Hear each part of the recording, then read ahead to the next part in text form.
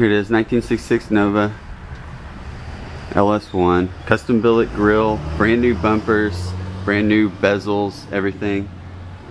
Kevlar coated hood. It's basically the stock hood, but the sport beam's been taken out. It's been layered with Kevlar for support, and it's real strong and sturdy. It's not going anywhere.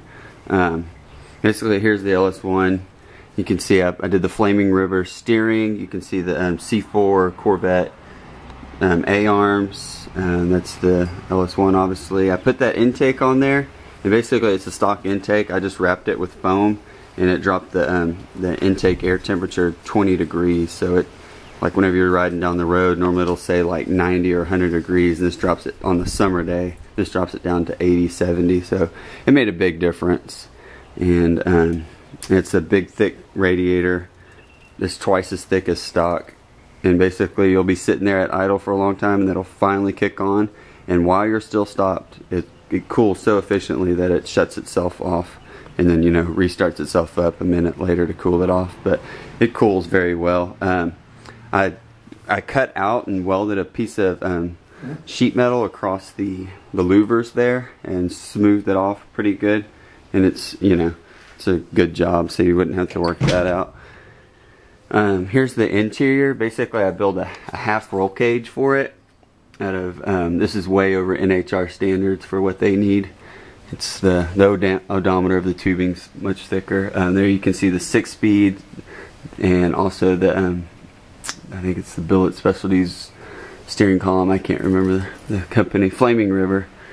And here's what needs to be done. The roof liner needs to be installed. I would use the foam pad and wrap that in leather or tweed or however you want to do it, but I have the support there, and also I did the Kevlar. It's structural Kevlar that I stretched across it, and it's real sturdy, you know. And I used the wood slats like they, you know, like they did in the custom coach building, because they're much lighter and stiffer than steel for the amount that you use. And the way I bowed them, you know, it makes more roof support than it would if that little thin piece of steel they had there stock.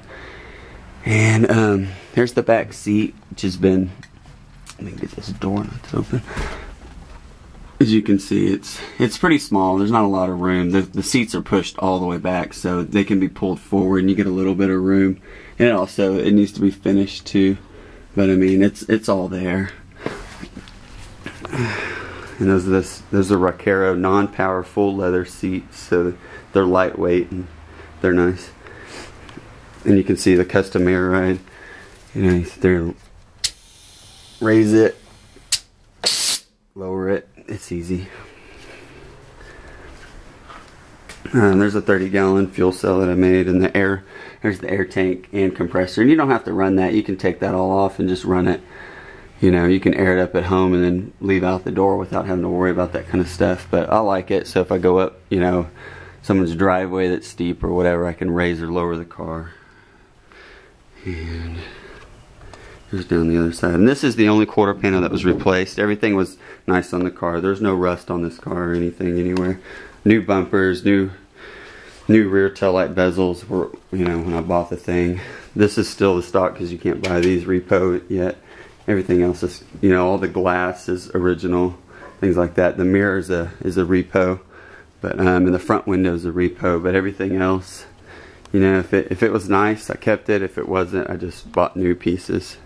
So basically, the whole front end, all the chrome and the grill is brand new. But this is original. I liked it because it's really a nice piece. It needs to be cleaned, but you know, all that's original, which is, you know, nice. And the door handles are original, and the mirror. But get another shot of the rims. They're really nice and clean, no scratches.